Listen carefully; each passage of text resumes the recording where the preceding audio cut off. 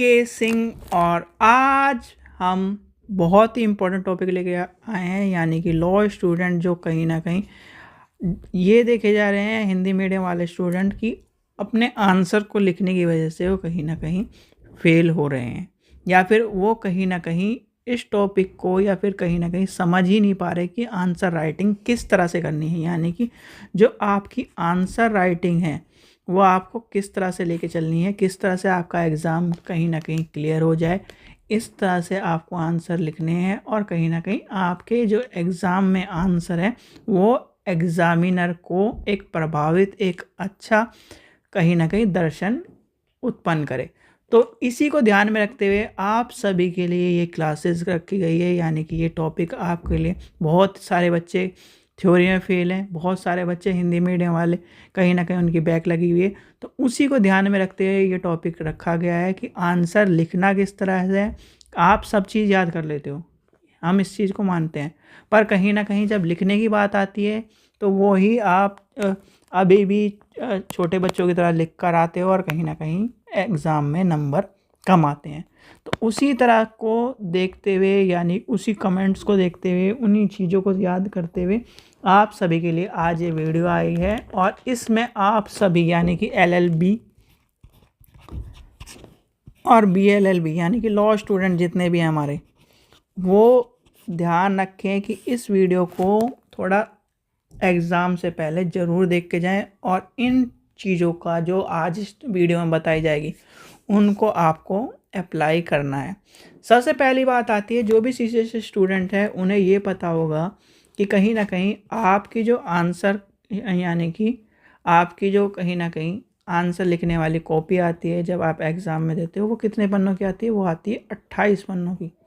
पहले 36 की थी, 36 से 32 हुआ, 32 से अब क्या है 28 पन्नों की है। ठीक है, ये कहानी आपको पता होना चाहिए कि 32 पेज की आपकी कहीं ना कहीं कॉपी आती है। क्वेश्चन हमारे रहते हैं कितने?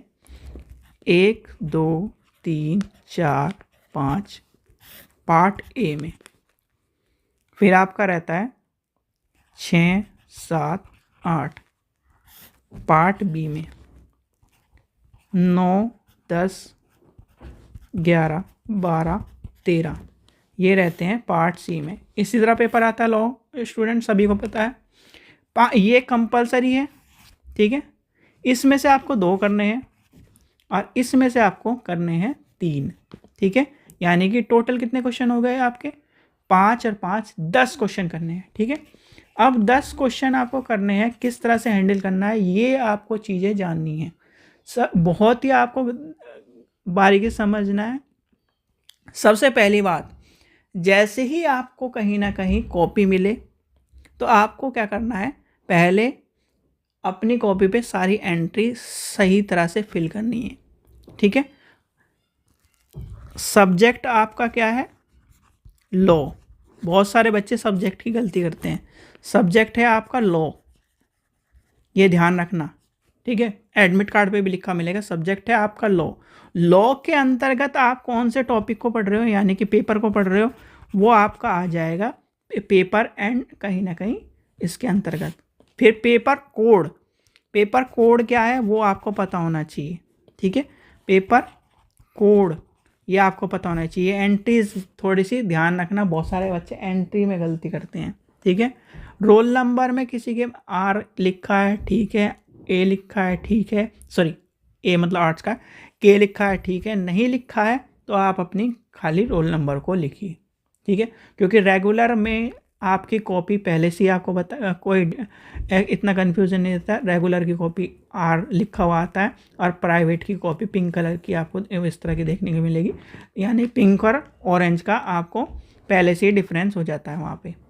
यानी कि जब एग्जामिनर को इतना पता है कि रेगुलर कॉपी चेक कर रहा हूँ मैं या प्राइवेट की कॉपी चेक कर रहा हूँ, तो इसके लिए आप परेशान ना हो कि हमारी प्राइवेट के हिसाब से कॉपी चेक होती है या इस तरह के हिसाब से चेक होती है, वो टेंशन ख़त्म कर दो, ठीक है। आपको कहीं ना कहीं एंट्री सारी सही फिल करनी है। रोल नंबर, एनरोलमेंट नंबर, ये खासकर थोड़ा सा ध्यान में रखते हुए आपको फिल करना है। 3 एंट्री होती हैं, यानी कि एक तो आपकी ये यानी कि इस तरह से कॉपी रहती है, तो इस तरह से कॉपी रहती है। तो ये आपकी क्या है, A entry, B entry and C entry पहले यहाँ पर आपको लिखनी है, ठीक है। फिर आपका कहीं ना कहीं ये वाली एंट्री है, इसे फिल करना है। फिर आपका कहीं ना कहीं ये और ये एनरोलमेंट नंबर, रोल नंबर, फिर आपका क्या है, कोड, कॉलेज कोड। अच्छा, कॉलेज कोड आप कौन सा लिखोगे? कॉलेज कोड आपको वो लिखना है जिस कॉलेज में आप पढ़ रहे हो। मान लो आपका कोई कॉलेज है, मान लो आप मेरठ कॉलेज, मेरठ में पढ़ रहे हो तो मेरठ कॉलेज मेरठ, ठीक है। MMH में पढ़ रहे हो तो MMH, जिस भी कॉलेज में आप पढ़ रहे हो उसका कोड आएगा, ना कि उस कॉलेज का जहां आप एग्ज़ाम दे रहे हो, ठीक है बच्चों। तो ये आपको ध्यान में रखना है। कॉलेज कोड में सबसे बच्चे ज़्यादा गलती करते हैं। तो यानी कि फर्स्ट पेज की, यानी कि मेन पेज की आपकी एंट्री मैंने बता दी है, ठीक है। मेन पेज की एंट्री इस तरह से आपको करनी है। थोड़ा सा वीडियो लंबी होगी, थोड़ा सा आपको इस चीज़ का ध्यान रखना। मेन पेज की आपकी एंट्री हो गई। अब चलते हैं हम पेज को डिस्ट्रीब्यूट करने में। जब आपके पास यानी घंटी बज जाए, आपके पास क्वेश्चन पेपर आ जाए, क्वेश्चन पेपर पर रोल नंबर के अलावा कुछ मत लिखना। पहले ही बता रहा हूँ, क्वेश्चन पेपर पर रोल नंबर के अलावा आपको कुछ नहीं लिखना है, नहीं तो आपके साथ अनफेयर लग सकता है, यानी कि UFM भी लग सकता है। तो आपको इस चीज़ का ध्यान रखना है, चीटिंग पर ध्यान नहीं देना है अपने पे, यानी कि अपना याद करो। हिंदी मीडियम वाले स्टूडेंट को हम पढ़ाएंगे कहीं ना कहीं इस तरह पढ़ाएंगे कि आपको सिर्फ लिखना रह जाएगा, लिखने की स्पीड आपके ऊपर है, ठीक है। चीटिंग पर मत ध्यान देना, कभी पता चला चीटिंग में कहीं ना कहीं जो वो गलत लिख रहा है, आप भी गलत लिख दो, ठीक है। चीटिंग पे मत ध्यान दो, अपना याद करो, ठीक है। अब आते हैं पेज को डिस्ट्रीब्यूट करने में। जैसे ही आपकी बेल लगे तो आपको, यानी कि ये पेज आपके, मान लीजिए ये पेज है, यानी कि कॉपी का पहला पेज है, यहाँ पर आपका CCSU लिखा हुआ मिलेगा, ठीक है। इसके अलावा ना इधर लाइन खींचनी है ना इधर लाइन खींचनी है, पहली बात ये ध्यान रखो। बहुत सारे बच्चे क्या है, इस लाइन के अलावा भी एक लाइन यहाँ खींच देते हैं, एक लाइन यहाँ खींच देते हैं, इतना सा पेज रहता है वो, ठीक है। सबसे पहली ये है, यानी कि ये आपका क्या करता है, नेगेटिव शो करता है। क्या करता है, नेगेटिव इम्पैक्ट आपका शो करता है एग्जामिनर पर, ठीक है। नेगेटिव इम्पैक्ट करेगा तो वो उसके दिमाग में बैठ किया जाएगा कि भाई जब इसने लाइन खींच रखी है, लिखा ही क्या होगा। तो ये क्या करना है, ये कारनामे नहीं करने हैं, यहाँ की लाइन आपको नहीं रखनी है, ठीक है जी। ये CCS वाली जो लाइन है, यानी CCS की जो लिखी हुई लाइन बनी हुई है ना, उसी यूज़ करना है सबसे पहला, यानी कि ये आपको ध्यान रखना है। फिर आते हैं हम अपने टॉपिक्स, यानी कि सेक्शनों पर। पहला पेज जैसे ही आपकी घंटी बजे, अब आपको क्या करना है, ये आपका पेज है, ये आपका कहीं ना कहीं लाइन खींची हुई है, पेज नंबर 1 पर लिखना है। पेज नंबर 1 सारे मैं आपको बिल्कुल क्लियर बताता हूँ। पेज नंबर 1 पे सेक्शन A लिखकर उसे अंडरलाइन कर देनी है, यानी कि उत्तर, ठीक है। ये एक पेज के लिए, यानी कि एक पेज, ठीक है। 28 पेज आ रहे हैं ऐसे नहीं, यानी कि 1 और 2, पीछे का 2 हो जाएगा, आगे का 1, और सिंगल पेज में आपको लिखना है। तो यहाँ पर पहला क्वेश्चन लिख दिया, इसी तरह से दूसरा, ठीक है, दूसरे पेज पे दूसरा क्वेश्चन, उत्तर 2। अब बहुत सारे बच्चे कहेंगे कि 4 नंबर का क्वेश्चन है, एक ही मैम समेट देंगे, ये गलती मत करना। बहुत सारे बच्चे क्या करते हैं, उत्तर 1, उत्तर 2, 3, 4, 5 वो सारे एक ही पेज में समेट देते हैं। ये आपको गलती नहीं करनी है, ये आपको कहीं ना कहीं बहुत बड़ी गलती है। और ये गलती क्या करती है, आपको सिर्फ और सिर्फ 10 नंबरों में या की जगह जो 10 नंबर मिलने वाले थे वो क्या कर देते हैं, 5 नंबर, 3 नंबर इस तरह से मिलते हैं, 5 नंबर से देखने के लिए मिलेंगे, ठीक है। अब इसको नंबर बढ़ाने का तरीका यही है कि आपको क्या करना है, एक पेज पर एक चीज़ें लिखनी है। वो मैं बताऊंगा कैसे लिखना है, क्या क्या लिखना है, ये भी आपको सारे एक क्वेश्चन लिखे बता दूंगा मैं ठीक है। जब आपके यानी कि 5 पेज, ठीक है, पार्ट 1 में 5 क्वेश्चन 5 पेज कहीं ना कहीं आपके यूज़ हो गए, ठीक है। अब आते हैं पेज नंबर यानी कि B सेक्शन पर और C सेक्शन पर, ठीक है। B सेक्शन के लिए आपको करने हैं, यानी कि 2 क्वेश्चन रहते हैं, तो 2 क्वेश्चन के लिए आपको 3 पेज, यानी कि आपको 3 कहीं ना कहीं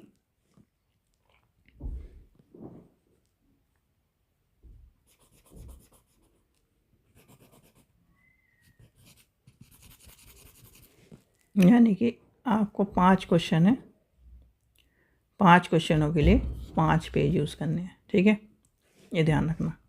अब इनका क्या है, यानी कि 2 क्वेश्चन है, तो 2 क्वेश्चनों के लिए पर क्वेश्चन आपको 3 3 यानी कि टोटल 6 पेज आपके यहाँ पर यूज़ हो जाएंगे। तो 5 + 6 कितने हो गए, 11 हो गए।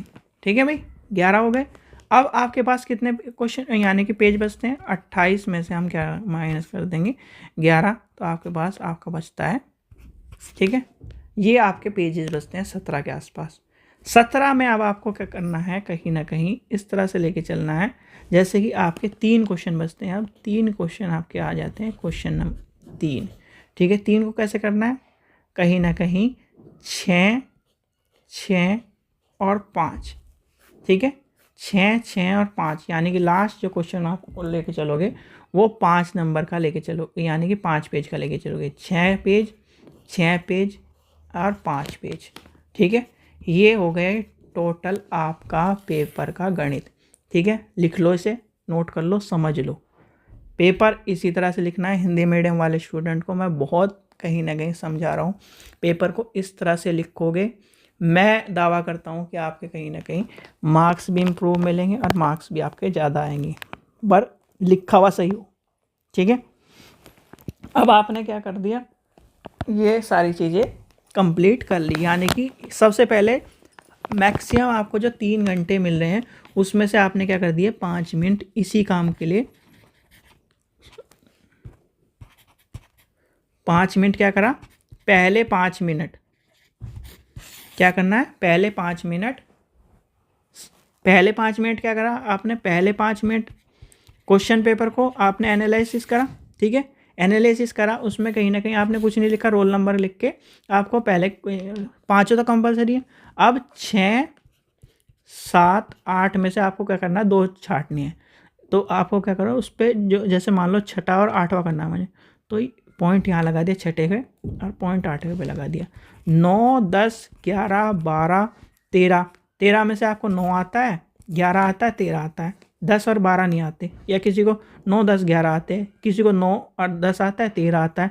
तो आपको क्या करना है, छोटा छोटा इसके पॉइंट लगा देना है, जिससे आपको पता चले कि हाँ मुझे ये समझ में आ रहा है। अब अगले 5 मिनट में मैक्सिमम 2 मिनट का काम है, वैसे तो 5 मिनट में इसलिए बता रहा हूँ, कोई बहुत से बच्चे थोड़ा सा आराम से करते हैं, तो ये आपको कर देना है। क्या करा आपने, सारे मार्किंग कर ली, किस पेज पे आ जाएगा, इस पेज पे आ जाएगा, आपने काउंटिंग कर ली। अब आपको क्या करना है, सबसे पहले 5 क्वेश्चनों को करना है, 5 क्वेश्चन यानी कि ए सेक्शन को करना है कंप्लीट अपना। ए सेक्शन हमें किस तरह से करना है, ये यहाँ तक आपको चीज़ समझ में आ गई होगी, अगर नहीं आई तो कमेंट कर लेना, मेरे से पूछ लेना, पर पेपर को गलत मत करना। हिंदी मीडियम वाले स्टूडेंट, कहीं ना कहीं हम भी मेहनत कर रहे हैं, आपको मेहनत करनी है और कहीं ना कहीं अच्छा मार्क्स लेके आने हैं, ये साबित करना है कहीं ना कहीं हाँ हिंदी मीडियम वाले स्टूडेंट भी पढ़ने लगे हैं और कहीं ना कहीं अच्छे मार्क्स लेके आ रहे हैं। ठीक है, अच्छा ये चीज़ समझ में आ गई भाई, आपने क्या करा उसमें कर लिया है, यानी कि आपने चुन लिया, चुन के आपने सारे के सारे आंसर लिख दिए, जैसे आपको मैंने बताया था, उत्तर 1 उत्तर 2 उत्तर 3, आपने 5 पेज यूज़ करे, फिर उसके बाद 5 के बाद 6। अच्छा ये चीज़ मैं आपको और समझा दूँ, चलो ठीक है, question number 1, question number 2, question number 3, question number 4, question number 5। ठीक है, एक page, page number 1, page number 2, page number 3, page number 4, page number 5, ये हो गए पेज आपके। अब आपने 6ठा और 8वां लिया क्वेश्चन, मान लीजिए आपने 6ठा और 8वां लिया, क्वेश्चनों को सीरियल वाइज करना है। ठीक है, 6ठा और 8वां लिया तो आपको लिखना है, यानी काउंट करना है 6 7 और 8। ठीक है, ठीक है, अब मान लो आपके पास आता है, यानी 6 7 8 हो गए, फिर आ गया 9 10 और 11 पेज। अब आपका आ जाता है सेक्शन सी, आपने लिया 9वां क्वेश्चन, 11वां क्वेश्चन और 11 और 12 क्वेश्चन। ठीक है, अब इसमें क्या करोगे, इसमें आपका क्या आ जाएगा, 12 13 14 क्या हो गया 12, 13, 14, 15, 16, 17। ठीक है, कितने हो गए 6 पेज हो गए। फिर अगला क्या आ जाएगा 18, 19, 20, 21, 22 और 23। इसके आपके ऑटोमेटिकली 5 पेज बचेंगे। 24, 25, 26, 27 और 28। ये हो गई पेज का आपका गणित। ठीक है, इस तरह से आपको काउंट करके लिख लेना है। ये आपका मैंने पूरा का पूरा स्ट्रक्चर बना दिया है। ठीक है, यहाँ तक कि आपको बात समझ में आ गई होगी। अब भी इसमें कोई कन्फ्यूज़न है तो पूछ लो कमेंट सेक्शन में। अब आपको क्या करना है, यहाँ तक आपको समझ में आ गया। अब बहुत सारे बच्चे कहेंगे जी 4 नंबर के क्वेश्चन में हम तो क्या है, मान लो किसी ने पीड़ित की परिभाषा पूछ ली, या पीड़ित क्या से आप क्या समझते हैं, से आप क्या समझते बोल रहा है वो। ठीक है, से आप क्या समझते हैं, एक आएगा पीड़ित का अर्थ बताओ, खाली अर्थ बताना है। अब बहुत सारे कहेंगे कि सर अर्थ पूछा था। भैया आप ये बताओ, आप मान लो कहीं ना कहीं किसी शॉप पे जा रहे हो, ठीक है, आपको उसके साथ यानी एक बिस्कुट लेने जा रहे हो। ठीक है, अगर कंपनी आपको बिस्कुट के साथ थोड़ा सा कहीं ना कहीं उसमें एक्स्ट्रा बिस्कुट दे दे या कुछ और गिफ्ट दे दे, तो आप क्या करोगे, उस चीज़ को खरीदते हो कि नहीं खरीदते। आप इम्प्रेस हो जाते हो कि नहीं हो जाते, आप कहीं ना कहीं उस चीज़ के लिए आकर्षित हो जाते हो कि नहीं हो जाते। ऐसे ही कहीं ना कहीं हम जब आंसर राइटिंग में कहीं ना कहीं जब हम आंसर, जैसे मान लो मैं आंसर चेक कर रहा हूँ आपका, तो कहीं ना कहीं मुझे भी कहीं ना कहीं ये लगेगा कि यार पीड़ित की परिभाषा है, बस इसे पीड़ित की परिभाषा तक है। अगर आपने पीड़ित की परिभाषा यानी कि पीड़ित से आप क्या समझते हैं, आपने कहा पीड़ित ये है जी, यानी कि पीड़ित की परिभाषा के साथ साथ आपने पीड़ित ये है, यानी कि पीड़ित नंबर 1, पीड़ित उस व्यक्ति को कहते हैं जो कहीं ना कहीं एक तरह से हानि और क्षति से ग्रसित हो। ठीक है, जिसके साथ कहीं ना कहीं कुछ गलत हुआ हो, जिसके साथ कहीं ना कहीं जो आपराधिक कार्य, जिसके साथ कहीं ना कहीं आपराधिक कार्य के प्रति या न्यायालय से न्याय मांगने के लिए उतावला हो, या फिर एक तरह से इस तरह के आपने 3 से 4 पॉइंट लिखने हैं। मतलब आपको पहले क्या करना है, उसकी क्या कर देनी है, एक डेफिनेशन बता देनी है, और फिर आपको नंबर 1, नंबर 2, नंबर 3 करके 4 पॉइंट डाल देने हैं। इससे आपका एक पेज पूरा का पूरा फिल हो जाएगा। जैसे ये पेज है, ठीक है, उत्तर डाला आपने, उत्तर 1 यानी कि इस तरफ, और क्या करना है, पहले आपको डेफिनेशन पूरी लिख देनी है। ठीक है, फिर लिखना है पीड़ित, यानी कि पीड़ित से निम्न समझा जाता है। ठीक है, ये आपने लिखा। फिर नंबर 1 पीड़ित ये है, फिर दूसरा, तीसरा, दूसरा पॉइंट, तीसरा पॉइंट, चौथा पॉइंट। एक पेज पर एक ही कहीं ना कहीं आपको आंसर लिखना है। मान लो अगर कभी आपका क्वेश्चन 3-4 लाइन पीछे लास्ट में बच रही है, यहाँ पर आपकी ये आपकी 1, 2, 3 मतलब 4-5 लाइन बच रही है, तब भी आपको नेक्स्ट पेज ही यूज़ करना है। तो इसी तरह से क्या करना है, सारे 5 क्वेश्चन अटेंड कर लेने हैं। अब आते हैं हम लॉन्ग क्वेश्चनों पर। कहीं ना कहीं आपका क्या आ जाएगा, लॉन्ग क्वेश्चन की बात आ जाएगी, यानी कि जो आपके 10 नंबर के आएंगे। 10 नंबर वाले क्वेश्चनों की हम लेके चलते हैं। 10 नंबर वाले क्वेश्चन यानी कि सेक्शन बी। ठीक है, अब सेक्शन बी कहाँ तक आ गया, 6ठे पेज पर। आप 6ठे पेज पर सबसे ऊपर लिखना है सेक्शन बी। ठीक है, सेक्शन बी अंडरलाइन कर दिया। वो आपको उत्तर आया, यानी कि उत्तर 6ठा आपको आ गया। उत्तर 6ठा लिखना है आपको। तो उत्तर 6ठे में मान लो आपसे पूछा है कि भारतीय नागरिक संहिता के भारतीय साक्ष्य अधिनियम या किसी से, चलो हम भारतीय न्याय संहिता से लेते हैं। भारतीय यानी कि आपसे पूछा BNSS के उद्देश्य लिखिए या उद्देश्य बताइए, आपसे क्वेश्चन पूछ लिया जी। तो आपको ये नहीं कर देना खाली उद्देश्य बता दो। ठीक है, आपको लिखना है सबसे पहले बताना है BNSS, यानी कि BNSS है क्या। BNSS 2013 से अभिप्राय हमारा ये है निम्न आपको, यानी कि उसका पूरा का पूरा क्या कर देना है, एक इंट्रोडक्शन दे देना है, थोड़ा सा इंट्रोडक्शन दे देना है। इंट्रोडक्शन दे दिया, फिर आपको क्या करना है, BNSS 2023 का अर्थ बता देना है।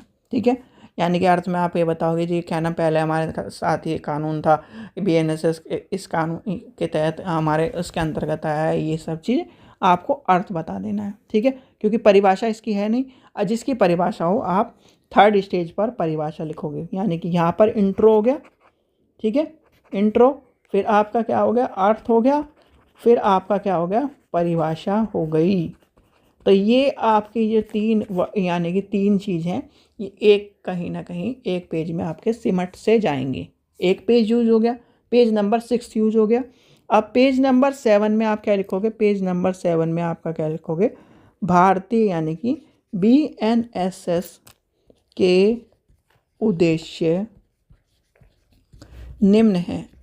पेज नंबर 7 की कहानी बता रहा हूँ मैं, पेज नंबर 7 के उद्देश्य निम्न है।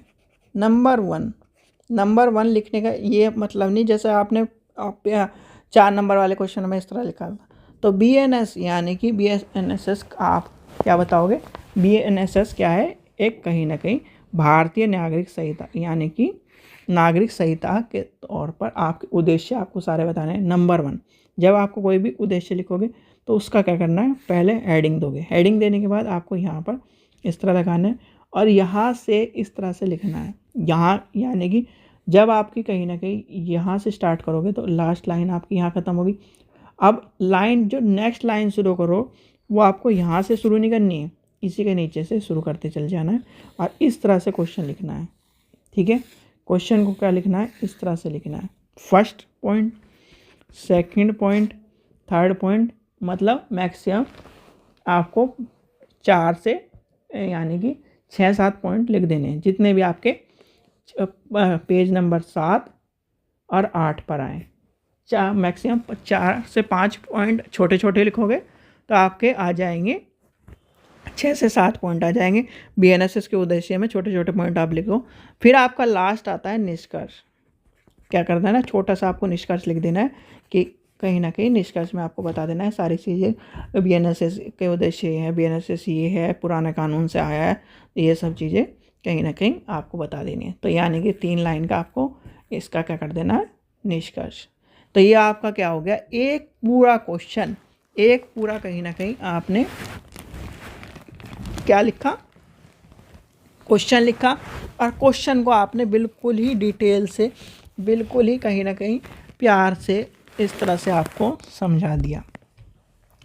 ये आ गए यानी कि 10 नंबर वाले क्वेश्चन की बात हम लेके चलते हैं। अब इसी तरह से सेम टू सेम आपको क्या कर देना है, कहाँ पर आ गए थे, यानी कि हमें कहाँ पर आ जाना है, पेज नंबर 12 पर, पेज नंबर 12 पे आ जाएंगे। पेज नंबर 12 पे सेक्शन B हो गया। अब सेक्शन C, यानी कि सेक्शन C की आपको कहानी लेके चलनी है। सेक्शन C में क्या है, पेज नंबर 12, पेज नंबर 12 पे आ गए। उत्तर नंबर 9 डाला आपने, यानी कि 9वां क्वेश्चन आता है आपको। सारे डालने सीरियल वाइज, आगे पीछे मत कर देना, ठीक है, क्योंकि आपने पहले डाल रखे तो आपको कोई कन्फ्यूज़न नहीं होगी। पेज नंबर 9 पे आपको मिल गया ऑटोमेटिकली, ठीक है। आपने उत्तर 9 लिख रखा था यहाँ, तो अब क्या करना है, यहाँ पर आपको लिखना है एक लंबा इंट्रोडक्शन।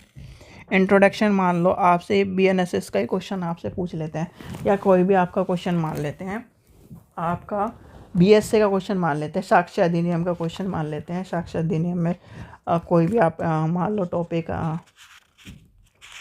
लेके चले, हम आपका एक क्वेश्चन देखते हैं।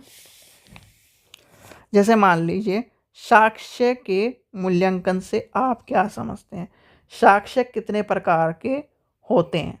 अच्छा, अब आप क्या लिखोगे, ये मत शुरू कर दिया बच्चे ने, बहुत से बच्चे क्या करते हैं, साक्ष्य का मूल्यांकन से ये अभिप्राय है, फलाना है, ढिकड़ा है, ये शुरू कर देते हैं। ये इस तरह नहीं करना है आपको क्या करना है, यानी कि सीधे सीधे आपको लेके चलना है भारतीय साक्ष्य अधिनियम से। यानी कि हमारे यानी कि भारत में नए कानून भारतीय साक्ष्य अधिनियम 2023 के अंतर्गत हम साक्ष्य के बारे में जानते हैं और साक्ष्य के बारे में कहीं ना कहीं चीज़ों को लेके चलते हैं। साक्ष्य का मूल्यांकन कहीं ना कहीं इस सही चीज़ से संबंध है, साक्ष्य क्या है, साक्ष्य क्या होते हैं, किस तरह काम करते हैं, किस तरह से चीज़ें, यानी कि थोड़ी सी इंट्रोडक्शन आपको देना है मैक्सिमम। अब जो लास्ट आपकी 4-5 लाइन बचेंगी, यहाँ पर लिखना है आपको अर्थ। ठीक है, साक्ष्य, खाली पहले साक्ष्य का मूल्यांकन का अर्थ नहीं लिखना, पहले लिखना है साक्ष्य का अर्थ। ठीक है, क्या लिखना है, एविडेंस मीन क्या है, तो साक्ष्य का अर्थ लिख दिया आपने, साक। ठीक है, यहाँ पर साक्ष्य का क्या कर दिया, अर्थ लिख दिया। ठीक है, ठीक है, तो ये आपको क्या कर देना है, कहीं ना कहीं अर्थ बता देना है। फिर आपका कहीं ना कहीं इसके बाद आ जाएगा साक्ष्य के बाद आपका, साक्ष्य की अगर परिभाषा याद है तो ठीक है, नहीं तो उसे छोड़ सकते हो क्योंकि साक्ष्य के बारे में नहीं पूछा। फिर आता है साक्ष्य का मूल्यांकन से आप क्या समझते हैं, पहले अर्थ बताओ, उसकी परिभाषा बताओ। ठीक है, पेज नंबर आपका हो गए, कितने नंबर पे हम चल रहे थे, पेज नंबर हम चल रहे थे 12 पर। ठीक है, पेज नंबर 12 पर आ गए थे, यानी कि पेज 12 पर आ गए थे, 12, 13। ठीक है, 13 में हमने एक यहाँ तक की कहानी शुरू कर दी थी। अब ये सारी चीज़ें आपको क्या कर देनी, साक्ष्य और साक्ष्य किसी तरह से कहीं ना कहीं ये पेज कवर कर लेना है। ठीक है, अब पेज नंबर हम आते हैं पेज नंबर 14 पर। ठीक है, पेज नंबर 14 पर आपको लिखना है साक्ष्य के, यानी कि साक्ष्य से आप क्या समझते हैं, ये सारी चीज़ें बता दी, साक्ष्य कहीं ना कहीं आपने क्लियर कर दिया। दूसरा पॉइंट था हमारा साक्ष्य में, यानी साक्ष्य के कितने प्रकार हैं। ठीक है, सबसे पहले लिखना है साक्ष्य के कितने प्रकार हैं, नंबर 1 2 3 सारे बता देने हैं कि ना कहीं सारे कितने साक्ष्य के निम्न प्रकार हैं। पहले लिखना निम्न प्रकार है, हेडिंग डबल लाइन करके हेडिंग कर दिया आपने, साक्ष्य के सारे पॉइंट बता देने कि ये सारे के सारे आपके साक्ष्य के पॉइंट है। साक्ष्य के कितने तरह के साक्ष्य होते हैं बताइए। जब कहीं ना कहीं साक्ष्य की बात आती है तो साक्ष्य में आपको पता होना चाहिए कितने तरह के पॉइंट है। अब ये पढ़ाया नहीं है, कहीं ना कहीं BSc वाले के टॉपिक को भी हम कवर करेंगे। तो साक्ष्य के आपको पता होना चाहिए, साक्ष्य के प्रकार कितने, भाई एक तो डायरेक्ट हो गया, प्रत्यक्ष, एक परिस्थितिक हो गया। ठीक है, ये आपके आ जाते हैं, यानी कि डायरेक्ट हो गया, परिस्थितिक हो गया। फिर कहीं ना कहीं जो अलग अलग साक्ष्य हैं, साक्ष्य किस तरह से उसमें इंक्लूड है 2 पॉइंट, यानी कि एक तो डायरेक्ट हो गया कहीं ना कहीं प्रत्यक्ष साक्ष्य, फिर आपका आ जाएगा वास्तविक साक्ष्य या भौतिक साक्ष्य के रूप में आपको देखने को मिलता है। फिर आपका आ जाता है पारिस्थितिक साक्ष्य। ठीक है, परिस्थिति के अनुसार आ जाए प्रथम साक्ष्य, यानी कि प्राइमरी एविडेंस। फिर आपका साक्ष्य आ जाएंगे। ठीक है, ये सारे के सारे आपको साक्ष्य के पहले, फिर मौखिक साक्ष्य, द्वितीयक साक्ष्य, दस्तावेज साक्ष्य। ठीक है, दस्तावेज साक्ष्य यानी कि 8 साक्ष्य तरीके आपको सारे पे सारे पहले number 1 number 2 number 3 number 4 number 5, ये पेज भर गया आधा। ठीक है, भर गया। अब लिखो साक्ष्य, यानी कि साक्ष्य से नंबर 1, जो पहला आपने यहाँ पर लिखा हुआ है उसको लिखो और उसके बारे में बताते चले जाओ। यानी कि जब पहला पॉइंट लिखोगे 8 है तो आपका ये 14 नंबर का पेज ही भर जाएगा, 12 13 14 हो गए। फिर आपका आ जाएगा पेज नंबर 15। पेज नंबर 15 पे आप क्या करो, लिखो 2 ही पॉइंट, 2 से 3 पॉइंट लिखो, उसी हिसाब से मैनेज कर लेना। फिर आपका चौथा पेज यूज़ हो गया, आपके हो गए 5 पॉइंट, 16, 1 2 3 7 पॉइंट हो गए। ठीक है, अब आते हैं 17। ठीक है, लास्ट पेज है, आपने 1 पॉइंट लिखा, यानी कि उसे थोड़ा सा बड़ा करके लिख देना अनिष्कर्ष। ठीक है, ये हो गया आपका क्वेश्चन का पैटर्न इसी तरह रखना है, इससे ज़्यादा मत रख देना कि आप यहाँ से लिखना शुरू करो, यहाँ आ जाओ, फिर यहाँ से लिखना शुरू करो यहाँ। फिर एक चीज़ ध्यान रखना, जो भी टॉपिक लिखोगे अंडरलाइन जरूर कर देना, ब्लू पेन से लिख के ब्लैक पेन से अंडरलाइन कर देना। ठीक है, ये आपको करते जाना है। ठीक है, ये है आपका आंसर राइटिंग लिखने का तरीका। इस तरह से अगर आप आंसर लिखते हो और आप सही चीज़ लिखते हो तो मैक्सिमम मान के चल रहा हूँ मैं 65, यानी कि 60 65 75 तक आपके नंबर खिंच जाएंगे। ठीक है, ज़्यादा तो खींचेंगे नहीं, और लिखने वाले के ऊपर है।